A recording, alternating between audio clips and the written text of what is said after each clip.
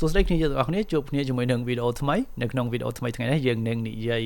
អំពី AI ដែលជួយយើងនៅក្នុងការសរសេរ indicator ឬក៏ script នៅក្នុងការ trade ហើយបន្ទាប់មកយើងយក script ឬក៏ indicator ហ្នឹងមកធ្វើការ trade បែបស្វែងប្រវត្តិជាមួយនឹង Autobot Trading Signal ក្នុងថ្ងៃនេះយើងមាន technique ថ្មីតាក់ទងជាមួយនឹងការទាញយកទិន្នន័យ data ពីទីផ្សារផ្ទាល់តែម្ដងជំនួសនៅការ screenshot screenshot វាមួយយ៉ាងដែរគ្រាន់តែថាដើម្បីឲ្យ AI ធ្វើការវិភាគឲ្យដិតដល់ឬក៏លម្អិតនោះខ្ញុំគិតថា data ឬក៏ទិន្នន័យវាសំខាន់ជាង screenshot អញ្ចឹងហើយនៅក្នុងថ្ងៃនេះយើងនឹងនិយាយអំពីការប្រើប្រាស់ trading view នៅក្នុងការភ្ជាប់ជាមួយនឹង Autobot ហើយយើងធ្វើការ trade បែបស្វ័យប្រវត្តិដូចគ្នាជាមួយនឹង MT5 ដែរអញ្ចឹងកុំឲ្យខាត់ពេលយូរឥឡូវយើងមកមើលទាំងអស់គ្នាណាជាដំបូងខ្ញុំនិយាយអំពី broker សិនតើ broker មួយណាដែលយើងប្រើប្រាស់នៅក្នុងការ tradeដាក់លុយក៏ដូចជាការដកលុយអញ្ចឹង broker ដែលខ្ញុំប្រើនេះគឺជា broker ឈ្មោះថា Quotex ណាគឺជា binary option broker ខ្ញុំគិតថា Quotex នេះគឺជា broker ដែលល្អបំផុតហើយក្នុងបណ្ដា binary option ទាំងអស់វាល្អជាង IQ option ល្អជាង Olam Trade ក៏ដូចគ្នាល្អជាង pocket option ផងដែរដែលបរទេសឃើញថានិយមប្រើជាមួយនឹង pocket option ប៉ុន្តែសម្រាប់ខ្ញុំគិតថា Quotex វាល្អជាង broker ទាំងអស់ហ្នឹងតាក់ទងជាមួយនឹង binary option ណាហើយបើសិនបើយើង trade ជាមួយនឹង crypto ដូចជាពួក Binance, OKX, Bitget, KuCoin, Bitmart ខ្ញុំថា broker ទាំងអស់ហ្នឹងគឺជា broker ខ្ញុំគិតថាជា top broker នៅក្នុងcrypto ហើយសម្រាប់ forex ដូចជា Pepperstone, Ignis, XM អានេះគឺជា broker top broker ដែលបើសិនបើយើង trade គឺខ្ញុំណែនាំឲ្យយើងរើសយក broker top បែបហ្នឹងយកមកប្រើប្រាស់អូខេអញ្ចឹងសម្រាប់ broker យើងនឹងបើកឲ្យធ្វើការ log in បែបនេះណាហើយបើសិនបើយើងអត់ទាន់មានបញ្ជី Quotex ទេយើងអាចចុច link ខាងក្រោមបានដើម្បីបង្កើតបញ្ជី trade ជាមួយនឹង Quotex ណាបន្ទាប់ពីយើងបានបើក broker របស់យើងហើយយើងមកបើក robot របស់យើងសិនយើងមកបើក robot ណា Autobot Trading Signal អូខេយើងចុចពាក្យថា yes ទៅយើងអត់ទាន់មានទេចូលទៅកាន់ website របស់ Autobot ណាដើម្បី download អញ្ចឹងខ្ញុំនឹងធ្វើការ log in ជាមួយនឹង broker Quotex ដាក់ email ហើយនិង password របស់យើងអូខេអញ្ចឹងវានឹងមានការ log in ស្វ័យប្រវត្តិជាមួយនឹង Chrome ហើយនេះគឺជាវិធីសាស្ត្រការ log in បែបស្វ័យប្រវត្តិជាមួយនឹង robot ណាបន្ទាប់ពីវា log in សម្រាប់ហើយអញ្ចឹងយើងនឹងឃើញថា robot របស់យើងវានឹង load បង្ហាញឲ្យយើងវាយ signal key ចូល signal key នេះខ្ញុំចង់និយាយបញ្ជាក់ណា signal key នេះគឺជា signal សម្ងាត់ណាអត់ឲ្យវាយតាមខ្ញុំទេណាអានេះគឺជា signal សម្ងាត់យើងចង់វាយលេខប្រហែលវាដូចជាលេខ password អញ្ចឹងអ្វីដែលខ្ញុំប្រើប្រាស់នេះអានេះគ្រាន់តែជាឧទាហរណ៍ទេដែលខ្ញុំបង្ហាញឲ្យគ្នាយើងមែនតើគឺមិនត្រូវបង្ហាញនោះទេព្រោះអានេះវាកាលណាយើងយក signal key នេះយកទៅវាយចូលទៅក្នុង MT5 ឬក៏ trading view អញ្ចឹង trading view នោះវានឹងបាញ់សញ្ញានឹងចូលមកឲ្យ bot ហើយមកឲ្យ software ហើយដែលប្រើប្រាស់ជាមួយនឹង signal key ប្រភេទនេះមួយនេះណាអញ្ចឹងខ្ញុំណែនាំឲ្យយើងវាយវាជាសម្ងាត់យើងអត់បង្ហាញប្រាប់គេជាសាធារណៈណាមិនអញ្ចឹងទេពីណាគេក៏ដោយដែលគេភ្ជាប់ជាមួយនឹង signal ដូចគ្នាមួយយើងហ្នឹងអញ្ចឹងវានឹងបើក trade press បរោះពេញហ្នឹងហើយណាអញ្ចឹងអានេះខ្ញុំដាក់ថាGemini ពីព្រោះខ្ញុំនឹងប្រើប្រាស់ Gemini នៅក្នុងការ trade Gemini AI អញ្ចឹងទៅអានេះដោយសារខ្ញុំប្រើប្រាស់ Gemini ក្នុងការ trade អញ្ចឹងខ្ញុំនឹងប្រើប្រាស់ពាក្យនេះអូខេអញ្ចឹងយើងបន្ទាប់ពីយើងវាយsignal key ចូលហើយយើងទុកប៉ុណ្ណេះសិនណាយើងចូលទៅ trading view របស់យើងឥឡូវយើងបាន trading view ហើយនៅក្នុងនេះយើងអត់មាន indicator ទេយើងអត់ទាន់បានដំឡើង indicator ហើយយើងក៏មិនទាន់បានភ្ជាប់ទៅកាន់ Autobot ដែរអញ្ចឹងយើងត្រូវការបង្កើត indicator សិនអូខេអញ្ចឹងដើម្បីបាន indicator គឺយើងនឹងប្រើប្រាស់ Gemini ដើម្បីជួយយើងនៅក្នុងការ generate indicator ហ្នឹងឥឡូវយើងចូលទៅនេះមក Google Chrome តបមកហើយយើងចូលពាក្យថា Gemini AI កន្លែងនេះណាអូខេអញ្ចឹងទីផ្សារវាបដូររាល់ថ្ងៃណាអញ្ចឹងមុននឹងយើងបង្កើត indicator ឬក៏ signal ហ្នឹងខ្ញុំណែនាំឲ្យយើង download data ពី trading view រួចហើយយើងយកមកទម្លាក់ឲ្យ Gemini AI ហ្នឹងជួយបង្កើត script ក្នុងការ trade អូខេឥឡូវយើងបាន Gemini ហើយយើងមក trading view វិញណាមក trading view ដើម្បី download data ឬក៏ទិន្នន័យរបស់ទីផ្សារក្នុងថ្ងៃនេះថ្ងៃនេះអញ្ចឹងយើងមើលទៅលើ Euro USD គឺជា Euro ជាមួយនឹងលុយដុល្លារណាអញ្ចឹងយើងត្រូវការទិន្នន័យក្នុងទីផ្សារដើម្បីបានទិន្នន័យក្នុងទីផ្សារគឺយើងចូលមកកាន់ manage layout ខាងលើនេះណាmanage layout ខាងលើនេះណាយើងចុចទៅលើ manage layout ហើយបន្ទាប់មកហើយយើងចូលពាក្យថា download ណា download chart data យើងចុចពាក្យថា download chart data អញ្ចឹងមុនយើង download chart data យើងបង្រួមវាមកបង្រួមវាដើម្បីបានហើយមួយទៀតខ្ញុំចង់ប្រើប្រាស់ដែរគឺ volume ខ្ញុំចង់ដាក់ volume មុននឹងខ្ញុំ download data នឹងចូលទៅ volume គិតថាវាជាប្រភេទ volume របស់ volume profile ហ៎ខ្ញុំថា volume នេះគឺជា volume របស់ community ឬ technical នេះគឺ volume data ឬក៏ net volume ឡើយនេះយើងចុចទៅពាក្យថា net volume ឬក៏ volume data អូខេខ្ញុំគិតថាយើងប្រើប្រាស់ volume data ណាអូខេតើ volume នៃ candle នីមួយៗហ្នឹងវាមានចំនួនប៉ុណ្ណាដែរអញ្ចឹងយើងបាន volume data ឡើយនេះហើយបន្ទាប់មកបាទយើងធ្វើការទៅ download ចុចទៅពាក្យថានេះណាចុចដល់សញ្ញាព្រួយត្រង់កន្លែង manage layout ហើយយើង download chart data មកហើយត្រង់កន្លែងនេះយើងរើសចូល ISO time ណា ISO time ហើយអានេះគឺជាគូ chart របស់យើងគូលុយរបស់យើងហើយយើងចុចពាក្យថា download មកអូខេតទៅយើង download ហើយវាចូលមកកាន់ download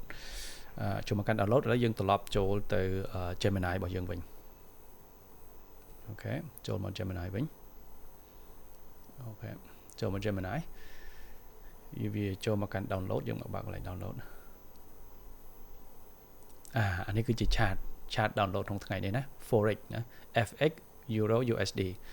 អូខេតោះមកយើងបើក Gemini របស់យើងចុចពាក្យថា add file មក upload file download ថ្ងៃនេះទៅមួយនេះគឺមួយនេះណាហើយយើងចុច open ចូលមកអញ្ចឹងវានឹងធ្វើការ download upload ចូលហើយបន្ទាប់ពីវា upload ចុះហើយយើងចុចខ្ញុំដូរទៅជា pro ដើម្បីឲ្យវាគិតយូរបន្តិចបើចុច submit send ឲ្យ AI ដើម្បីឲ្យ AI ជួយវិភាគទៅថាទីផ្សារថ្ងៃហ្នឹងវាមិនដែរណាទីផ្សារថ្ងៃហ្នឹងវាមិនដែរអូខេអញ្ចឹងនេះគេប្រាប់ហើយមានអីគេខ្លះ column មាន volume data open data high data low volume data close matrix related trading volume different គេញ៉ា plot ហើយក៏ជួយយើង would you like to do with the data for example plot a candlestick chart specific window technical indicator តែយើងត្រូវការបង្កើត indicator អត់តើតើមួយនឹង moving average RSI ឬក៏ MACD បន្ទាប់មកហើយយើងធ្វើការសួរដើម្បីឲ្យ AI នឹងជួយបង្កើត alert indicator help me to create trading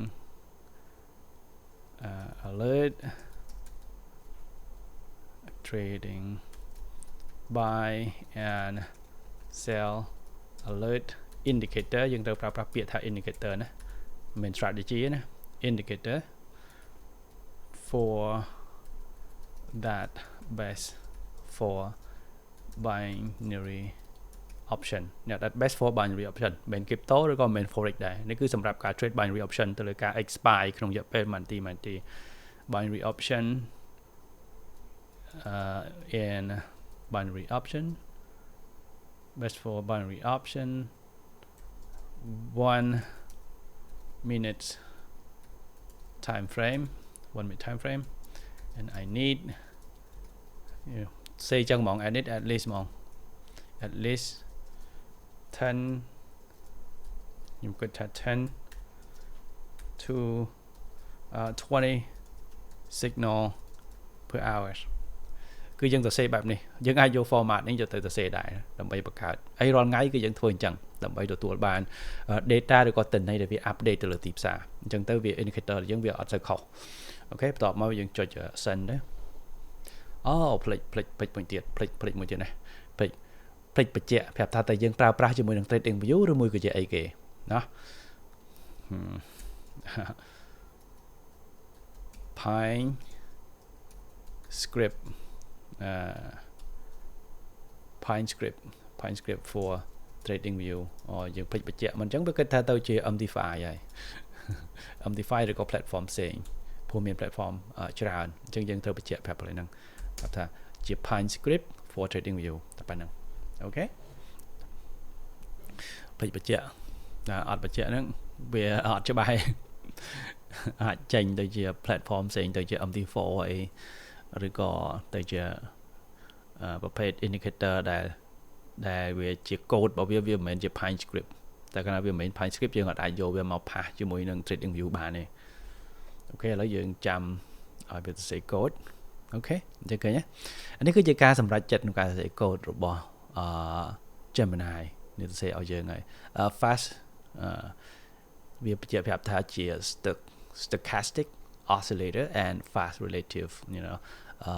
strength index មានន័យថា RSI មានន័យថាវានឹងប្រើប្រាស់ RSI ជាមួយនឹង oscillator ដោយផ្អែកទៅលើទីផ្សារក្នុងថ្ងៃហ្នឹងប្រហែលជាគិតថាទិន្នន័យដែលយើង upload ចូលមកនេះជាទិន្នន័យដែលវាគិតថាប្រើប្រាស់ indicator ប្រភេទនេះប្រហែលជាត្រូវច្រើនអូខេឥឡូវយើង copy ទៅយើងប្រើប្រាស់តាមការណែនាំរបស់ Gemini តោះមកយើងចូលមក trading view របស់យើងចូលមកកាន់ Python script កន្លែងនេះរូបដូចជាដើម Christmas នេះចុចត្រង់កន្លែង alert នេះកន្លែង name កន្លែងនេះយើង create new indicator តោះមកយើងលុបអាចាស់ចោលទៅលុបអាចាស់ចោលដាក់អាថ្មីដាក់វាចូលឆាតអូខេនេះបើកើតអូខេមានថា indicator Gemini វិភាគទៅលើ volume data ទៅលើទិន្នន័យរបស់ទីផ្សារក្នុងថ្ងៃហ្នឹងគឺ Gemini គិតថា technique នេះវាមានសុវត្ថិភាពក្នុងការ trade ច្រើនជាង technique ផ្សេងអញ្ចឹងយើងនឹងធ្វើការប្រើប្រាស់ទៅតាម Gemini ហើយបន្ទាប់ពីយើងបាន indicator ហើយយើងត្រូវការបញ្ជូនទិន្នន័យ trade នេះចូលទៅកាន់ Autobot ដើម្បីធ្វើការ trade ណាអញ្ចឹងដើម្បីបញ្ជូនគឺយើងចុចលើពាក្យថាកន្លែង 3 dot ត្រង់កន្លែងនេះណា3 dot រួចហើយ add alert នេះមក add alert on 1 minute ណា add alert on 1 minute ហើយបន្តមកដំបូងបំផុតបន្ទាប់យើងបាននេះហើយណាយើងចុចលើពាក្យថា email ឬក៏ webhook កន្លែង notification កន្លែងនេះចុច email ហើយគេឲ្យត្រង់កន្លែង webhook URL នេះយើងលុបចេញទាំងអស់ហើយយើងចូលទៅកាន់ website របស់ Autobot របស់យើងអូខេចូលទៅកាន់ website របស់ Autobot អូខេwebsite របស់ Autobot អញ្ចឹងយើងចូលមក website បន្ទាប់ពីយើងបាន website ហើយនេះគឺតាមនេះ alert កន្លែងនេះយើងទៅដល់កន្លែង webhook ហើយណាអញ្ចឹងយើង copy webhook មកcreate alert នេះ webhook ត្រង់កន្លែងនេះណា copy កន្លែងនេះមក copy link កន្លែងនេះ copy ពី website ណាតោះមកយើងចូលមក trading view របស់យើងវិញហើយយើងផាសចូលមកប៉ុណ្ណឹងហើយយើងចុច apply មក apply ត្រង់កន្លែង message ណា change ទៀតកន្លែង message យើងត្រូវការដូរណា message យើងត្រូវការដូរលុបចេញមកនេះជា buy signal អញ្ចឹងយើង copy ពី website មកណា copy ពី website buy signal គឺត្រង់នេះណា buy signal គឺត្រង់នេះ copy អានេះណានេះ input JSON code ណា JSON code ឡើយនេះបន្ទាប់ពីយើង copy មកហើយយើងចូលមកកាន់ trading view របស់យើង trading view យើងផាសចូលមកអូខេrồi hay dựng đồ code là đồ key nè key នេះគឺជា password ដូចខ្ញុំនិយាយហ្នឹងឯង key នេះគឺជា password គឺវាសំខាន់ណាស់គឺពាក្យដែលខ្ញុំប្រើប្រាស់ហ្នឹងគឺ Gemini AI ណាយើងអាចចូលទៅមើល robot របស់យើងបានចូលមើល robot ណាចូលមើល robot តើ robot របស់យើងប្រើអីគេប្រើពាក្យអីគេណានេះគឺ Gemini នេះយើង copy មកយើងចុចពាក្យហ្នឹងយើង copy មកបន្ទាប់ពីយើងបានហ្នឹងហើយយើង save ទៅចុច save ទៅណា save មកហើយយើងមកកន្លែង trading view របស់យើងវិញមក trading view របស់យើងវិញអូខេណា Gemini AI copy ហើយយើងផាសមកយើងផាសចូលមកព្រោះកន្លែងនេះត្រូវឲ្យដូចគ្នាណាប៉ុន្តែមិនមែនមានន័យថាយើងទៅដើរបង្ហាញគេឲ្យគេឃើញគេវាយតែលេខកូដនឹងចូលមកគេផ្ញើ signal ខុសមកយើងខាតអស់ហ្មងអញ្ចឹងឲ្យយើងដឹងក្នុងកន្លែងហ្នឹងណាមិនអញ្ចឹងយើងឆ្ងល់signal នេះខ្ញុំមិនបានកំណត់ផងគូលុយនេះខ្ញុំមិនបាន trade ផងមិនបានផ្ញើមកដែរព្រោះយើងបង្ហាញគេយើងបង្ហាញ signal គេអញ្ចឹងគេវាយទៅតាមហ្នឹងយើងចប់ណាយើងចប់អានេះគឺបាយបាទណាតោះមកយើងចុច apply មក Gemini AI អូខេយើងមក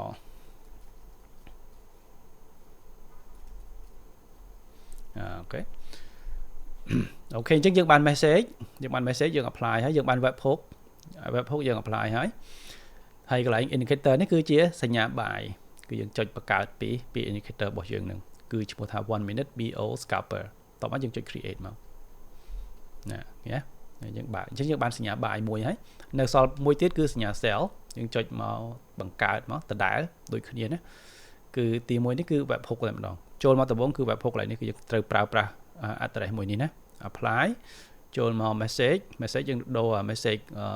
យើងដូរកន្លែង alert សិនដូរ alert មកជា cell សិនមកជា BO cell alert មកហើយបន្តមកយើងចូលមក message កន្លែងនេះយើងដូរ message cell ហ្នឹងយើងលុបmessage ចាស់ហ្នឹងទៅយើង pass ចូលនេះដូចគ្នាហ្នឹងនេះយើង pass address ហ្នឹងចូលមកឲ្យដូចគ្នាហ្នឹងមកនេះ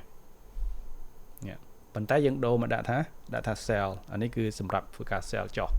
ណា cell ចុះអញ្ចឹងឈ្មោះខ្ញុំដាក់ដូចគ្នា Gemini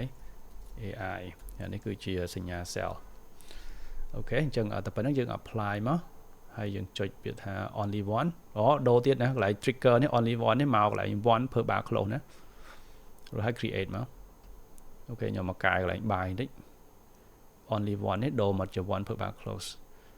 អូខេហើយយើង save មកអូខេអញ្ចឹងយើងបានសញ្ញាតែប៉ុណ្្នេះហើយឥឡូវយើងប៉ុណ្ណេះគឺអូខេហើយនៅពេលដែលវាមានសញ្ញា buy វានឹងបញ្ជូនសញ្ញា buy ហ្នឹងទៅឲ្យ Autobot ធ្វើការបើក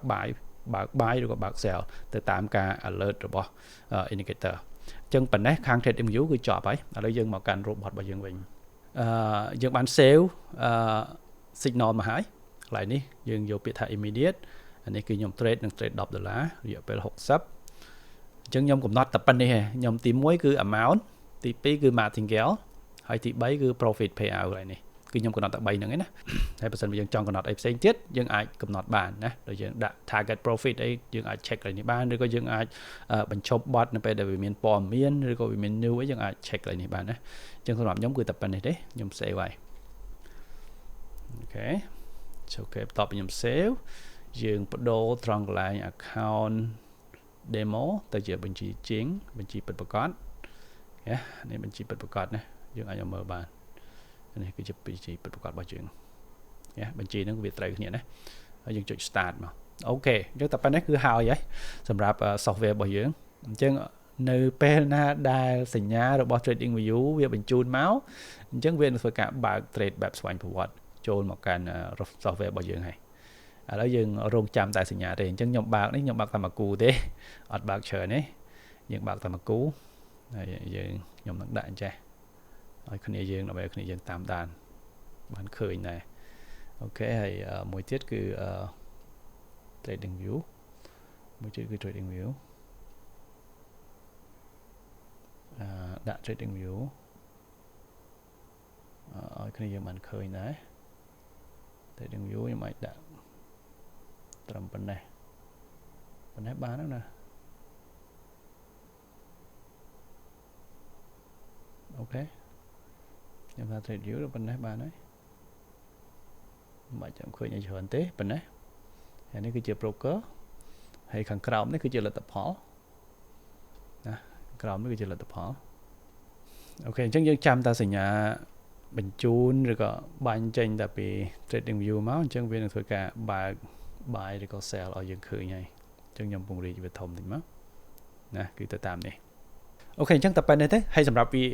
ការ update តកតងជាមួយនឹងលទ្ធផលតើវាយ៉ាងម៉េចយ៉ាងណានោះគឺយើងនឹង update នៅក្នុងវីដេអូក្រោយហើយសម្រាប់វីដេអូថ្ងៃនេះគឺយើងមានតែប៉ុណ្្នឹងទេបើសិនបើយើងមានចម្ងល់ក៏ដូចជាសំណួរតកតងជាមួយនឹងវិធីសាស្ត្រនៅក្នុងការបង្កើត script មួយនេះយើងអាច comment សួរនៅខាងក្រោមបានហើយបើសិនបើយើងចង់ឲ្យចេះកាន់តែច្បាស់ចូលរួមជាមួយនឹងក្រុមសិក្សារបស់យើងនឹងរៀនលម្អិតតកតងអំពីវិធីសាស្ត្រក្នុងការបង្កើត bot trade ដោយខ្លួនឯងអូខេអញ្ចឹងសម្រាប់ថ្ងៃនេះមានតែប៉ុណ្្នឹងទេបាយបាយ